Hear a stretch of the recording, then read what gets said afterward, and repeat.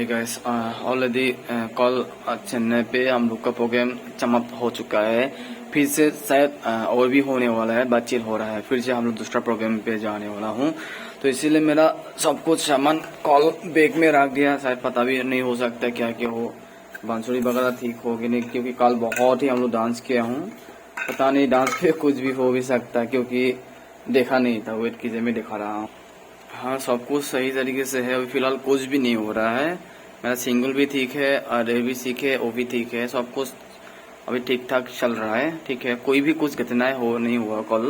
वो कल जो असम का मोस्ट पॉपुलर बाबू भैया था, तो हिसाब से हम लोग कुछ नहीं कर पाया था। इधर ढोल भी वगैरह सब कुछ से दो इधर ढोल वगैरह रखा हूँ। ठीक है, और इसमें सब कुछ सही हो रहा है। अभी फिलहाल कुछ भी नहीं है। ठीक है, तो हम लोग फिर से प्रोग्राम करने वाला हूँ दूसरा। ये ऐसा कुछ स्टेट पे होगा शायद, और हम लोग जहाँ भी करेंगे आप लोगों को शायद दिखाऊंगा। ठीक है, सब कुछ सही तरीके से आप लोग आशीर्वाद के जरिए हम लोग आगे बढ़ सकता हूँ। तो ये जय हिंद, जय भारत।